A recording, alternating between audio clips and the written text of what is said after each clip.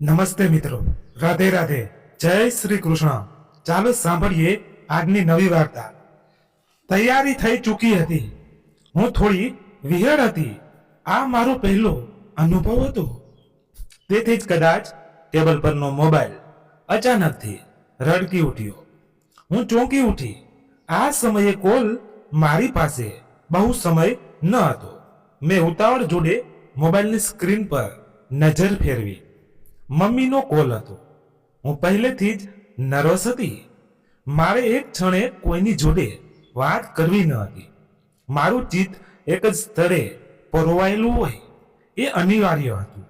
પણ કોલ મમ્મીનો હતો. એ બીજા શહેરમાં હતા. હું દિલ્હી આવી હતી.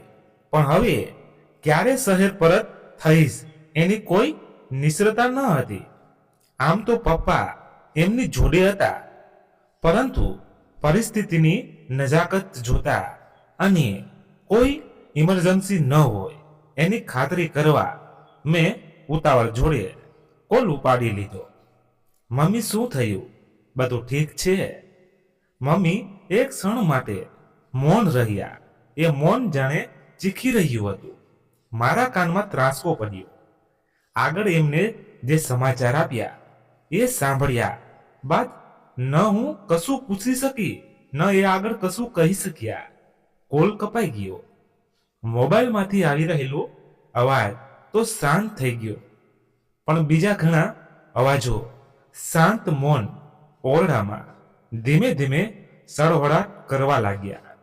મારી આંખો સામે બધું જ જાણે દરિયાના મોજા માફક તરવા લાગ્યું. એવી રીતે જાણે હજી ગઈકાલે જ ન ઘટ્યું હોય.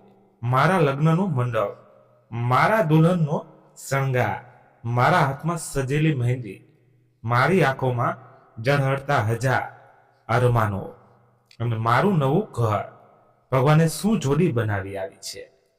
અંકિતના રેખા માસી બોલ્યા હતા, દુલ્હનના વાળ કેટલા ખૂબસૂરત છે. કવિતા, તારી ભાભીને તેના લાંબા વાળનું રહસ્ય વિશે પૂછવાનું ના ભૂલતી. પોતાની યુવાન દીકરીના વાળમાં હાથ ફેરવતા અંકિતના ચંદ્રિકા કાકીએ ટકોર કરી હતી. પ્રોફેસર છે, દુલ્હન હવે અંકિતને પ્રેમના લેક્ચર સાંભળવા મળશે. અંકિતના વિક્રમ કાકાએ પોતાનો સેન્સ ઓફ હોમ્યોર બધાને દેખાડ્યો હતો. બધા ખડખડાટ હસી પડ્યા હતા. અંકિતે મારી દિશામાં સ્મિત વેર્યું હતું. મેં શરમથી આંખો ઢાળી દીધી હતી. અંકિત ચાંદનો ટુકડો લઈ આવ્યો છે. ઘરે અંકિતની દાદીએ ઘરવર્તી મહેમાનો આગળ મારા વખાણ કર્યા હતા. નવા ઘરમાં પ્રવેશેલું મારું હૈયું કેટલું ગજગજ ફૂલી ગયું હતું. અંકિતની છાતી પર વધુ પહોળી થઈ ગઈ હતી. એ મારી તરફ હરખથી એક નિહાળતા જઈ રહ્યા હતા. મારી ખુશીની કોઈ સીમા ન હતી. અમારા પ્રેમની એ પહેલી રાત્રિ આજે પણ નસે નસમાં જીવિત હતી. કોઈને પોતાનું શરીર નહીં, મેં જીવન સમર્પિત કર્યું હતું. એમની દરેક ખુશીનું હું કારણ બનવા ઈચ્છતી હતી અને એમના દરેક દર્દની ઔષધિ. ઘરકામ અને પરિવાર, આ ત્રણેય શબ્દો વચ્ચે મારું સમગ્ર જીવન મેં રાજી ખુશી ગોઠવી લીધું હતું. અંકિતની હૂંફ અને પ્રેમમાં મારું જીવન મને સંપૂર્ણ લાગતું, મને હૃદયની ગમતું. એમના દરેક જીવન સંઘર્ષો પાછળ પ્રેરક બળ બની ઊભા રહેવું. ઓફિસની ચિંતાઓ હોય કે પરિવારની તકરારો, હું મારા તરફથી બધું જ કરી છૂટતી. સલાહ આપવાની હોય, કોઈને એમના વતી કશું સમજાવવાનું હોય કે પછી કોઈ આર્થિક મદદની જરૂર હોય, મારું જે કાંઈ પણ હતું એ મારા પરિવારનું જ તો હતું. ઘરે જાઓ ત્યારે મમ્મી ઘણીવાર એકાંતમાં મને સમજાવવાનો પ્રયાસ કરતા. હેતલ વધારે પડતી મીઠાશ પણ સારી નહીં, લોકો ફાયદો ઉઠાવે. હું ખડખડાટ હસતી. મમ્મીને એક ચુસ્ત આલિંગન આપતી અને કહેતી, મમ્મી, તમે આ ક્રાઇમ પેટ્રોલ જોવાનું ક્યારેય બંધ કરશો? એ મોઢું મચકોડતા અને પછી મારા હાસ્યવાળા ચહેરાની પોતાની આંગળીઓ વડે નજર ઉતારી લેતા. મને પોતાના ઘરે ખુશ નિહાળી પપ્પા ભગવાનનો લાખ લાખ આભાર માનતા. એક કદી કશું બોલતા નહીં, પણ એમની આંખો મને બધું કહી દેતી. દીકરો વિદેશમાં અને એકની એક દીકરી સાસરે ઠરીઠામ થઈ ગઈ હતી. એમને હવે ભગવાન પાસેથી જાણે કશું જોઈતું ન હતું. અંકિત દરરોજ મને યુનિવર્સિટી ડ્રોપ કરવા આવતા. મારી પોતાની સ્કૂટી હતી, પણ એમને મારી જોડે બાઇક ઉપર મળતી. વધારાની ક્ષણો પણ વ્યર્થ કરવી ન હતી. હું એને જકડીને બાઇક પર બેસતી. દર રવિવારે બપોરે પરિવાર જોડે જમણ હોય અને સાંજે હું અને અંકિત કશે દૂર નીકળી પડતા. ક્યારેક દરિયા કાંઠે તો ક્યારેક કોઈ પહાડીની ટોચ ઉપર. પ્રકૃતિ અને એડવેન્ચર ભેગા મળી જે રોમાંચક મેળવે જમાવે એવી જમા મારી જોડી હતી.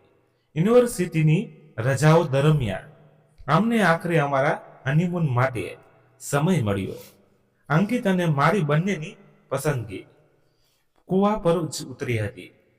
એ સુવર્ણ ક્ષણો આજે પણ મારા અંતરમાં ક્ષણમાં હિસાબ જોડે સચવાયેલી હતી. અંકિત જ્યારે ભાવનાઓમાં વહી જતા ત્યારે મને એકી ટસે તાકતા રહેતા અને પછી અતિ ગંભીરતા જોડે પૂછતા, તું કદી મને છોડીને તો નહીં જશે ને? મારી આંખોમાંથી અનાયાસી પાણી વહી જતું હતું. હું ધીમા સાદે હંમેશાનું ફેવરેટ ગીત ગણગણતી ઉઠતી. અંકિત મને કસીને જકડી લેતા. હું એમની છાતી પર લપાઈ જતી. કૂવામાં માણેલી અસ્મરણીય રોમાંસ અને હૂંફની આ જીવન યાદોની ભેટ પેક કરી અમે પરત થયા. અંકિત પોતાના કામમાં અને હું ફરીથી યુનિવર્સિટીની ફરજ પાછળ મંડી પડી. એક રવિવારે ભેગા મળેલા પરિવાર જોડે ચમણ લેતા લેતા અચાનક મને ઉપકાઓ આવવા માંડ્યા. હું ડાઇનિંગ ટેબલ પરથી ઊભી થઈ હજી આગળ વધી શકું એ પહેલા મને ભારે તમર ચડી આવ્યા. ધીમે ધીમે આંખો આગળની સૃષ્ટિ અદ્રશ્ય થવા લાગી. હું બેભાન થઈ ગઈ. એની મને જાણ પણ ન થઈ. મારી આંખો ખુલી ત્યારે હું મારા સહન પથારી પર હતી. આખો પરિવાર મારી પથારીની ફરતે વીંટળાઈને વળ્યું હતું. બધી નજરો મને અને અંકિતને વારા ફરતી નિહાળી રહી હતી. એ આંખોમાં અનેરો ચળકાટ હતો, ખુશી હતી અને ઉત્સવ હતો. મોઢું મીઠું કરવાનો સમય આવી ગયો. અંકિતની મમ્મીએ મને પૂછ્યું ત્યારે એના પપ્પા ખડખડાટ હસી પડ્યા. નેકી ઓર પૂછપુરસ એમ અંકિતનો ખંભો થપથપાવ્યો અને અંકિત અને હું શરમથી પાણી થઈ ગયા. આખું પરિવાર એકબીજાને આલિંગન આપી રહ્યું હતું. બધાએ અમારી પથારી નજીક વીંટળાયેલી વળેલા ટોળા વચ્ચેથી મારી અને અંકિતની નજર જ્યારે ચોરી છૂપે મળી ત્યારે મારા શરીરના રૂવાટા ઊભા થઈ ગયા. મારા પેટમાં અંકિતનું અંશ આકાર લઈ રહ્યું હતું. થોડા મહિનાઓ પહેલા જે માણસ મારા માટે અજાણ્યો હતો એ આજે મારું સર્વસ્વ હતો. આ જ પ્રેમ કહેવાય. એ સાંજે અંકિત મને તબીબ પાસે લઈ ગયા હતા. બધી તપાસ કર્યા બાદ ડોક્ટરે ધીમેથી કહ્યું, sorry but she is not pregnant. એ વાક્ય સાંભળતા અંકિતના ચહેરાનો રંગ જે રીતે ઉડી ગયો હતો એ નિહાળતા જ મારા હૈયામાં વિચિત્ર ધ્રાસકો પડ્યો હતો. બાઇક પર ઘરે પરત થતા મારા હાથ અંકિતને ચુસ્ત વીંટળાયેલા હતા, પણ એ ઘડીએ એના શરીરમાંથી મને કોઈ વિચિત્ર સુવાસ અનુભવાઈ રહી હતી કે પછી મારી તબિયતના કારણે મારા મિજાજમાં કોઈ ઉતાવળ ચરાવ બેસી રહ્યું હતું. હું ખૂબ જ મૂંઝવણ અનુભવી રહી હતી. આખો રસ્તે અંકિતે એક પણ શબ્દ ઉચ્ચાર્યો ન હતો. હું પણ શ્રભ હતી. અંકિતના ખંભે માથું ટેકી દેવાની ઈચ્છા થઈ કે બાઇક ઘરના આંગણામાં પ્રવેશી ગયું. મને કશું બોલવાની ઈચ્છા થઈ. હું હજી કંઈ કહું એ પહેલા અંકિતે ઘરની ડોરબેલ વગાડી દીધી. ઘરની અંદર હજી પણ ઉત્સવનો માહોલ છવાયેલો હતો. અંકિતના ગંભીર હાવભાવોએ ઉત્સવને અવરોધી મૂક્યો. બધી નજર અમારી દિશામાં પ્રશ્નાર્થ ચિહ્ન સમી ડોકાઈ રહી હતી. બધું ઠીક છે. અંકિતના દાદીના પ્રશ્નનો ઉત્તર આપી શકાય એ પહેલા મને ફરી ઉપકાવા આવવા માંડ્યા. મારું માથું ભમવા લાગ્યું. આંખો આગળ અંધકાર ઘેરવા લાગ્યો. શરીરનું સંતુલન ડગમગવા લાગ્યું. ખળભળાટમાં મારે મોઢે ચીસ નીકળી ગઈ. અંકિત, ત્યારબાદ શું થયું મને યાદ નથી. આંખો ખુલી ત્યારે હું મારા શયનખંડની પથારી પર હતી, પરંતુ આ વખતે મારી પથારીને ફરતે કોઈ ટોળું ભેગું થયું ન હતું. બહાર બેઠક ખંડની તરફથી દબાયેલા અવાજો આછા આછા સંભળાઈ રહ્યા હતા.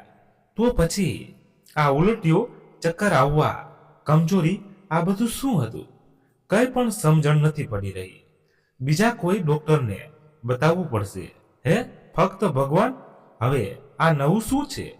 થોડા સમય પહેલા જે ઘરમાં મસ્કરી અને આનંદ ઉલ્લાસ થઈ રહ્યો હતો, ત્યાં હવે ચિંતા, તાણ, ખળભળાટ અને દબાયેલા અણગમો મને ચારેય દિશામાંથી ભીસી રહ્યો હતો. પથારી પર પડેલા મારા શરીરમાં મને ધ્રુજારી અનુભવાઈ રહી હતી. મને દરરોજની જેમ અંકિતના ખોળામાં માથું નાખી આરામ કરવાની તીવ્ર ઈચ્છા થઈ રહી હતી. પણ અંકિત જાણે કોઈ અન્ય વિશ્વમાં પહોંચી ગયા હતા. રાત્રે મેં ખૂબ જ મોડે ઘરે પહોંચ્યા હતા. મારી આંખો મીચાયેલી હતી. એ ચૂપચાપથી પથારી પર લંબાઈ ગયા હતા. ન મારી જોડે કોઈ વાત કરી, ન ટેવ મારા શરીરને પ્રેમથી સ્પર્શ કર્યો. હું આખી રાત એમને તાકતી રહી હતી. સવારે આંખો ખુલી ત્યારે એ કામ પર જતા રહ્યા હતા. મને યુનિવર્સિટી જવા માટે શરીર અશક્ત લાગી રહ્યું ન હતું. મેં અંકિતને કોલ લગાવ્યો. હજી હું હેલો કહું તે પહેલા જેમણે સૂચના આપી દીધી, હું કામમાં છું, પછી વાત કરીશ.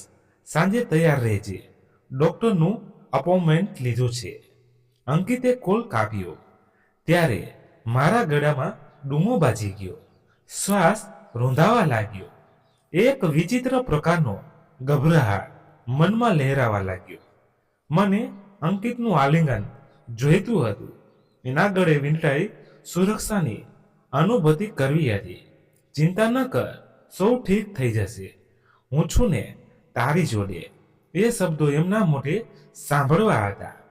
મારા માથા પર એમનો આશ્વાસન ભર્યો હાથ ફરતો અનુભવવો હતો. સાંજે જ્યારે ડૉક્ટરને ત્યાં વિવિધ ટેસ્ટ થયા, એ દરમિયાન પણ તેઓ નિશબ્દ જ હતા. હું સતત એમની આંખોમાં આંખો મેળવવાનો પ્રયાસ કરતી હતી, પણ એમની નજર તો મારી તૈયાર થઈ રહેલી ફાઇલ અને રસીદો ઉપર ચિંતા અને અણગમા જોડે ફરી રહી હતી. કાલ સુધી બધા રિપોર્ટ આવી જશે. C you tomorrow. ડૉક્ટરે જ્યારે રિપોર્ટનો ઉલ્લેખ કરી અમને છૂટા કર્યા, ત્યારે મારું હૃદય જોર જોરથી ધબકવા માંડ્યું. પાર્કિંગમાં પહોંચી મેં અંકિતનો હાથ થામી લીધો. મને બહુ ડર લાગ્યો. લાગે છે અંકિતનું ધ્યાન હજી પણ ફાઇલમાં ગોઠવાયેલી રસીદો ઉપર જ હતું. એ જ સમયે એમનો મોબાઈલ રણક્યો. ઘરેથી કોલ હતો. મમ્મી, અમે ઘરે જ આવીએ છીએ. એમના અવાજમાં રીસ હતી. એવો ચીડિયો અવાજ આ પહેલા મેં કદી એમના મોઢે સાંભળ્યો ન હતો. અકળામણ જોડે એમણે બાઇકને કિક મારી, પણ જાણે એ કિક મને લાગી હતી. હું વહેલા મોઢે અંકિતની પાછળ ગોઠવાઈ ગઈ. એક ઝાટકા જોડે બાઇક આગળ વધીને હું ઝંઝોડાઈ ગઈ. બાઇક આટલી ઝડપે કદી ભાગી ન હતી. મારી આંખો મૌન વહેવા માંડી. મારું સંતુલન જળવાઈ રહ્યું ન હતું. મારા બંને હાથ મારી સીટ પાછળના સળિયાને કસીને પકડી બેટા ઘરે પહોંચી. હું સીધી શયનખંડમાં જતી રહી. અંકિત મારી પાછળ ના આવ્યા. બહાર બેઠક ખંડમાંથી એમનો અવાજ સંભળાયો. રિપોર્ટ્સ કાલે આવશે. બહુ મોંઘી હોસ્પિટલ છે. એક એક ટેસ્ટ બહુ મોંઘો છે. લૂંટ મચાવી રાખી છે. મારી ફાઇલ અંકિતના હાથે બેઠક ખંડમાં કશેક અફડાઈ. મારા હૈયામાં એનો અવાજ આવી ભોકાયો. મારી આંખો આગળ ફરી અંધકાર ઘેરાવા લાગ્યું. મને ઉબકા આવવા માંડ્યા. મારું શરીર પથારી પર ફસડાઈ પડ્યું. શયનખંડનું બારણું ખુલ્યું. કોઈ ઓરડામાં પ્રવેશ્યું અને બેઠક ખંડમાંથી અંકિતનો અવાજ આવ્યો. આછો આછો કાનમાં પડઘાયો. હું બહાર જઉં છું. મોડેથી આવીશ. અને હું બેભાન થઈ ગઈ. રાત્રે અંકિત ખૂબ મોડેથી ઘરે આવ્યા. ચૂપચાપ આવી પથારી પર લંબાઈ ગયા. આ વખતે મેં મારું પડખું એમની દિશામાં ફેરવ્યું નહીં. બીજા દિવસે ડોક્ટર મારા રિપોર્ટ જોડે તૈયાર હતો. એક દિવસ પહેલા ડરી રહેલું મારું હૃદય મને પથ્થર જેવું અનુભવાઈ રહ્યું હતું. ડોક્ટરે ધીમે રહી ચશ્મા ઉતારી રિપોર્ટ પર ગોઠવી દીધા. એના ચહેરાના હાવભાવો મારી સ્પષ્ટ માફી માંગી રહ્યા હતા.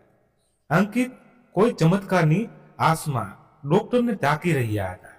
પણ એનું કામ તો સત્ય જાણવાનું હતું. એ કોઈ ભગવાન થોડી હતા. મારી આંખોમાં ઊંડે ઉતરી એને હિંમત ભેગી કરી. એક જ શબ્દમાં મારો આખો રિપોર્ટ સમેટી લીધો. કેન્સર. હું ધીમે રહી ત્યાંથી ઊભી થઈ બહાર આવતી રહી. પાછળ તરફથી અંકિતનો આઘાતજનક અવાજ પડઘાઈને મારી દિશામાં આવી રહ્યો હતો. તેઓ હજારો પ્રશ્નો એક સાથે ડોક્ટર પર છોડી રહ્યા હતા. બધા જ પ્રશ્નોના મૂળમાં ચિંતા હતી. માંદગીના ખર્ચાઓ અંગેની ખબર નહીં. ડોક્ટરે કેટલા પ્રશ્નોના ઉત્તર આપ્યા અને એ ઉત્તરો શું હતા? મારા કાન બહેર મારી ગયા હતા. પાર્કિંગમાં પહોંચેલા અંકિતના ચહેરા પર કેવા હાવભાવો હતા એ નિહાળવા કીકીઓ ઉપર ઉઠી શકી નહીં. એના પગ દ્વારા બાઇકને કીક લાગી. ફક્ત એટલું અનુભવાયું ને હું ચૂપચાપ પાછળની સીટ પર બેસી ગઈ. પહેલાથી જ બંને હાથ વડે મેં સીટ પાછળનો સળિયો પકડી લીધો. બાઇકની ઝડપ કેટલી હતી એનો અંદાજો પણ ન આવ્યો. મારી ગતિ અવરોધાઈ ગઈ હતી. ફક્ત મારું સ્થૂળ શરીર આગળ વધી રહ્યું હતું. આસપાસથી આવી રહેલો ઘોંઘાટ કાનમાં સહેજે ઝીલાઈ રહ્યું ન હતું. જાણે સાયલેન્ટ પર કોઈ ચલચિત્ર નજર આગળથી ફરી જઈ રહ્યું હતું.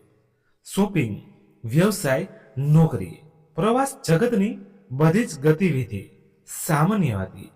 મારા અંદર ચાલી રહેલ ગઠમંથલની કોઈને ન કશી જાણકારી હતી ન પરવા. એ જગત માટે બધું જ પહેલા જેવું હતું. જ્યારે મારું તો આખું જગત ઘરે આવી ચૂક્યું હતું. હું બાઇક પાછળથી ઉતરી અને ઘરની ડોરબેલ વગાડી. કોણે બારણું ખોલ્યું ખબર નહીં. હું સીધી શયનખંડમાં જતી રહી. અંદર તરફથી બેઠકના ખંડમાં થઈ રહેલી કાનાફૂસી જેવી વાતો સ્પષ્ટ સંભળાઈ નહીં. પણ આ એક વાર્તાલાપ પછીનો સન્નાટો હૃદયદ્રાવક હતો. કોઈ અંદર આવ્યું નહીં. પણ થોડીક ક્ષણો પછી મને અંકિતની બાઇકનો અવાજ સંભળાયો. હું તો કામ પર જવા સશક્ત ન હતી. પણ એમને તો ગળામાં ડૂમો બાજ્યો. શ્વાસ રૂંધાયો. પથારીમાં પડીને ઓશિકામાં મારું માથું ઘસાવી મૂક્યું અને જોત જોતામાં એ ઓશિકું આખે આખું ભીનાઈ ગયું. એ રાત્રે અંકિત શયનખંડમાં આવ્યા ન હતા. હું આખી રાત છતને તાકતી રહી હતી. મારા ભવિષ્યના નામે ફક્ત બચેલું થોડો ઘણો વર્તમાન જ રહ્યું હતું. વહેલી સવારે મને ઉબકાઓ આવ્યા હતા. પણ આ વખતે ઉલટીમાં મને લોહી દેખાયું હતું. હું થરથર ઉઠી હતી. મારા શરીરની આ શક્તિ પર મને રેસ ચડી હતી. એવું લાગી રહ્યું હતું જાણે રેસમાં દોડતા દોડતા હું ઈજાગ્રસ્ત થઈ ગઈ હતી અને બાકીના બધા જ મને પાછળ છોડી પોતપોતાની રેસમાં ધ્યાન કેન્દ્રિત કરવા મારાથી દૂર જઈ રહ્યા હતા. હું લાચાર અને વિવશતા જોડે સૌને તાકતી રહી હતી. એ લાચારી અને વિવશતા હું શબ્દોમાં ન વર્ણવી શકું. હું બાથરૂમમાંથી બહાર નીકળી ત્યારે અંકિત શયનખંડમાં પ્રવેશ્યા. એ રાત્રે શા માટે ન આવ્યા મને એનું કારણ જાણવું ન હતું. ડોક્ટરના અપોઇન્ટમેન્ટ યાદ રાખજે. ફાઇલ સંભાળીને મારી પાસે રાખી છે. આજે સાંજે હોસ્પિટલે જવાનું છે. કદાચ થોડા દિવસ માટે એડમિટ પણ કરવું પડશે. આજથી સારવાર શરૂ થઈ જશે. યુનિવર્સિટીમાં જાણ કરવી પડશે. રેઝિગ્નેશન લેટર તૈયાર કરી લેજે. હું પહોંચાડી દઈશ. તારા મમ્મી પપ્પાને પણ હવે જાણ કરી દેવી જોઈએ. મમ્મી તો અહીં ઘર સંભાળી લેશે. તારી દેખરેખ માટે તારા મમ્મી પપ્પા હોસ્પિટલમાં આવી જાય તો બધી સૂચનાઓ ક્રમબદ્ધ આપી એ જતા રહ્યા. હું સૂન ખાઈ બેઠી. એવું લાગ્યું જાણે કોઈ મને આડકતરી રીતે એવું કહી ગયું કે બસ હવે બધું જ સમાપ્ત. મારી કારકિર્દી, મારું લગ્ન જીવન, મારું ભવિષ્ય, મારા સપનાઓ, મારા એડવેન્ચર બધું હવે હોસ્પિટલની પથારી, દર્દના ઇન્જેક્શન, દવા ઉપર અવલંબિત જિંદગી અને વિખરાતું વ્યક્તિત્વ એ જ મારી ઓળખ હતી. મારા મમ્મી પપ્પા માટે એ સદમો કર્મો હતો. ભાઈ તો વિદેશ સ્થાયી હતું. દેશમાં હું જ એમના વૃદ્ધાશ્રમનો આશરો હતી. પણ હવે એમને મારી દેખરેખ રાખવાની હતી. એક નવજાત બાળકની જેમ મારા અભ્યાસ, મારા ઉછેર, મારા સ્વાસ્થ્ય, મારા લગ્ન, મારી કારકિર્દી પાછળ થયેલા એમના ભાવનાત્મક અને આર્થિક રોકાણનો મેં ધરાતર છેદ ઉડાવી મૂક્યો હતો. એ વાતનો અપરાધ ભાવ મને અંદરો અંદર ચીરી રહ્યો હતો. જો કે મારી સામે એ બિચારા હંમેશા હસતો ચહેરો જ રાખતા. કદાચ ઘરે એકાંતમાં આંસુઓ ઠલવાઈ જતા હતા. હોસ્પિટલમાં બંને અડધો અડધો દિવસ મારી પાસે બેસી રહેતા, અલગ મલકની વાતો કરતા. પણ હવે એ લગ્ન પહેલા જેવું સહન ન હતું. એમનો હાડમારી ભર્યો પ્રવાસ દેખાઈ આવતો. મારું શરીર એટલું અશક્ત થઈ ગયું હતું કે પથારીમાં બેસવાનો એ ભારોભાર થાક લાગતો. ક્યારેક મારા યુનિવર્સિટીના કોલિંગ્સ મને મળતા આવતા. એમનો ઉદ્દેશ ભલે મને આશ્વાસન આપવાનો હતો, પરંતુ સાચું કહું તો એમને નિહાળી મારું દર્દ બેવડાઈ જતું. તેઓ બધા શારીરિક રીતે હજી સશક્ત હતા, ચાલી ફરી શકતા હતા, કામ પર જઈ શકતા હતા, કારકિર્દીની યોજનાઓ ઘડી શકતા હતા, પોતાના પર જ સ્વયંનિર્ભર હતા. મારી જેમ જીવતી લાશ બની અન્ય પર નિર્ભર થયા ન હતા. શું એમને ખબર હતી કે તેઓ કેટલા ધન્ય હતા? અંકિત સાંજે કામ પરથી ઘરે પરત થતા હોસ્પિટલનો ચક્કર લઈ લેતા. એમનું બધું ધ્યાન સારવારના ખર્ચાઓ, બિલની ચૂકવણી અને દવાઓની ખરીદી પર કેન્દ્રિત રહેતું. 1 મહિનો હું એ હોસ્પિટલની પથારી પર રહી. 1 મહિના પછી હું ઘરે ફરી પરત થઈ. ઘરમાં પ્રવેશ કર્યો ત્યારે લગ્ન પછીનો ઘર પ્રવેશ આંખો આગળ ડોકાઈ આવ્યો. એ સમયે પરિવારના સભ્યોની આંખોમાં કેવી ચળક હતી, હોઠ ઉપર કેવા સ્મિત હતા અને શરીરના હાવભાવમાં કેટલો ઉત્સાહ હતો. પણ હવે એ દરેક આંખોમાં ચિંતા, હોઠ પર સપાટ રેખા અને શરીરના હાવભાવમાં ઔપચારિક દયાભાવ લપટાયેલી અકળામણ દ્રષ્ટિગોચર થઈ રહી હતી. હવે એ ઘર માટે હું કશું કરવા શારીરિક અને આર્થિક રીતે સમક્ષ ન હતી. એનાથી વિરુદ્ધ એમને મારી ચાકરી કરવાની હતી અને લાંબા ખર્ચાઓ ઉઠાવવાના હતા. અંકિત શારીરિક અને માનસિક રીતે મારાથી ઘણા દૂર નીકળી ચૂક્યા હતા. દિવસો બસ કેલેન્ડરના બદલાતા વાર અને તારીખો જોડે યાંત્રિક રીતે પસાર થતા ગયા. ઘણીવાર થતું કે હું જીવન ટૂંકાવી લઉં. માંદગી પહેલાનું મારું જીવન હવે કદી પરત થવાનું ન હતું.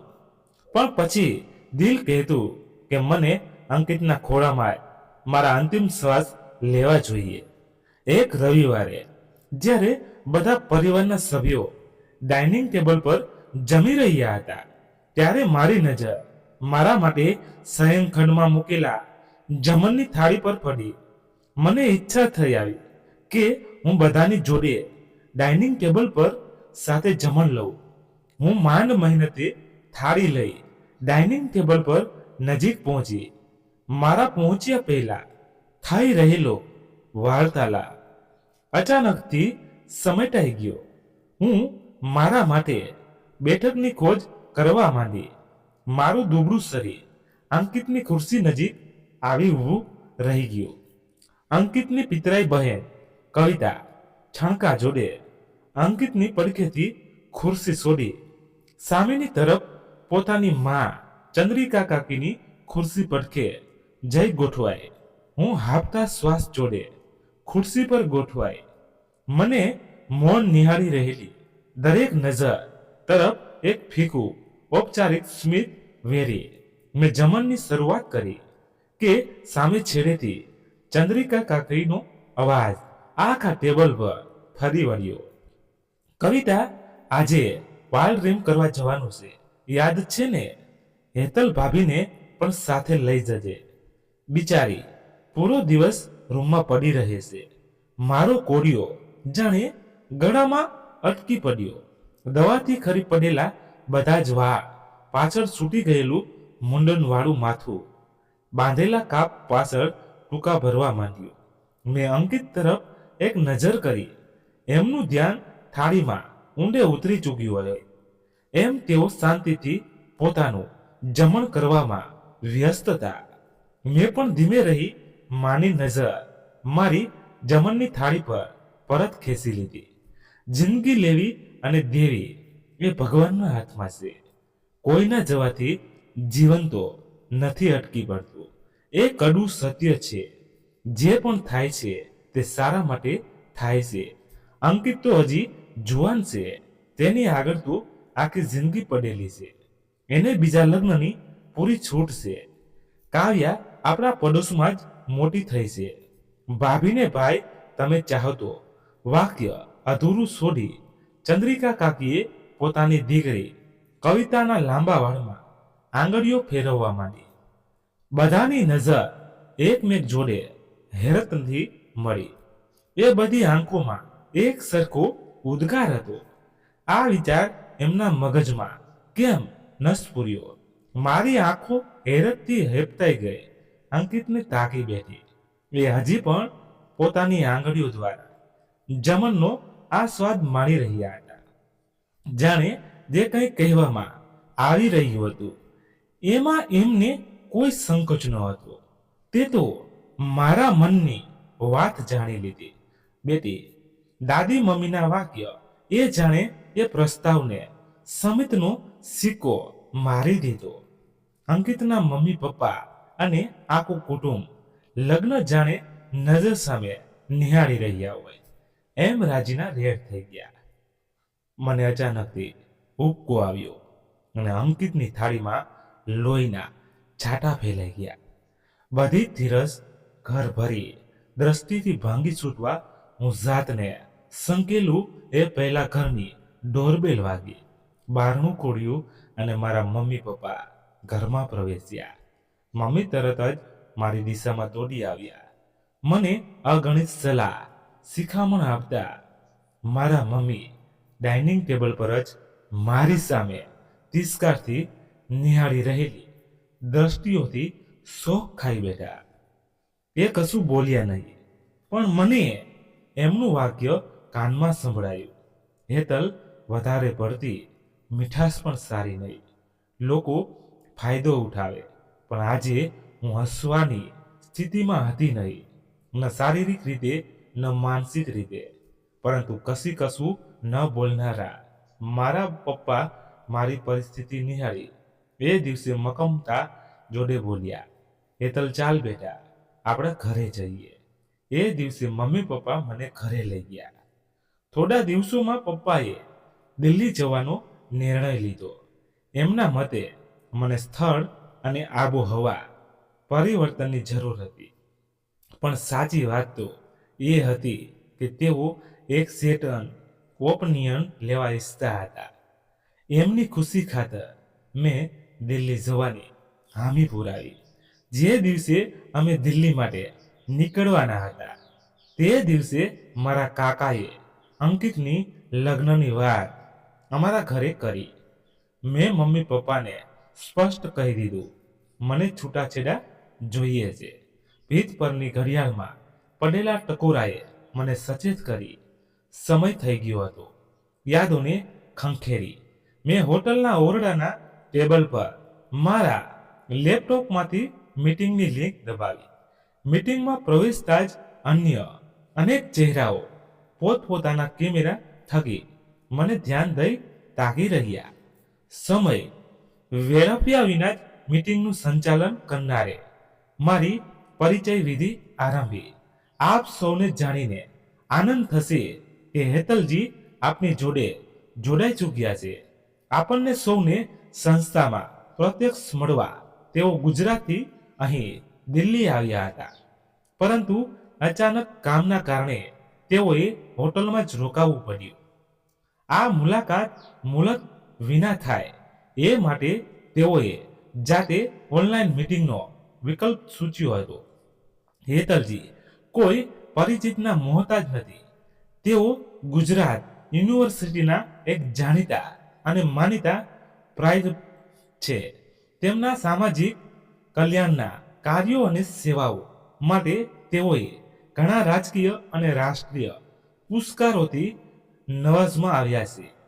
તેઓ જાતે એક કેન્સર સર્વાઈવર છે. તેઓ આપ સૌની જોડે પોતાના જીવન અનુભવો વહેંચવા ઈચ્છે છે કે જેથી આપ સૌને પણ એ વિશ્વાસ અપાવી શકે કે દ્રઢ સંકલ્પ અને પરિવારની હૂંફ જેની પાસે હોય એ માનવી મૃત્યુના મુખમાંથી પણ જીવન પાછું ખેંચી લાવી શકે છે. ગુંજી રહેલી તાળીઓ વચ્ચે મારા કાનમાં અચાનક કવિતાની માં ચંદ્રિકા કાકીએ થોડા વર્ષો અગાઉ ઉચ્ચારેલા શબ્દો પડઘાયા. જિંદગી લેવી અને દેવી એ ભગવાનના હાથમાં છે. કોઈના જવાથી જીવન તો નથી અટકી પડતું. એ કડવું સત્ય છે. જે પણ થાય છે તે સારા માટે જ થાય છે. અને પછી મમ્મીએ ફોન પર થોડી ક્ષણો પહેલા આપેલા સમાચાર એ શબ્દો પર હારી થયા. હેતલ, અંકિતનું અકસ્માત થયું હતું. એક અઠવાડિયાથી હોસ્પિટલમાં હતો. આજે સવારે એનું નિધન. એક ક્ષણ માટે હું સ્તનબંધ થઈ ગઈ. મારા શરીરના રૂવાડા ઊભા હતા. મારી નજર કેમેરા થકી અનન્ય આશા જોડે મને નિરખી રહેલા દરેક કેન્સર પીડિત ચહેરા ઉપર પડી. પૃષ્ઠભૂમિમાંથી માર્ગ કાઢતું એક ગીત મને એ દરેક વેદનાસભર નજરોમાં સંભળાયું. હું ઝબકી ઉઠી. એ બધી નજરોનો હાથ કસીને પકડી લેવા મેં તરત મારું વ્યક્ત સ્નેહ અને સ્મિત જોડે આરંભી દીધું. મિત્રો, વાર્તા અહીં સમાપ્ત થઈ. તમને વાર્તા કેવી લાગી એ કોમેન્ટ કરી જણાવજો. અને વાર્તા પસંદ આવી હોય તો લાઈક કરી તમારા મિત્રો સાથે શેર કરજો. ધન્યવાદ. ફરી મળીએ નવી વાર્તા સાથે. ત્યાં સુધી તમારા પરિવાર સાથે ખુશખુશાલ રહો. જય હિન્દ, જય ભારત. અને હા મિત્રો, થોડો સપોર્ટ બતાવતા રહેજો. લાઈક કરજો અને તમારા મિત્રો સાથે વધુ બને શેર કરજો. અને આપણી ચેનલમાં પહેલી વાર હોવ તો ચેનલને સબસ્ક્રાઇબ કરી લેજો. તો મિત્રો, આજે કંઈક વાર્તા આપણે અલગ પ્રકારની લાવ્યા. નકર આપણે વાર્તા તો લાવતા જ રહી છે, પણ એ બીજી હોય. આજે થોડુંક કંઈક અલગ. તો તમને આ વાર્તા કેવી લાગી? તમારે આવી જ વાર્તા સાંભળવી છે કે આપણે જે પેલા વાર્તાઓ લાવતા એવી સાંભળવી છે? કોમેન્ટ કરીને જણાવજો. Thank you so much.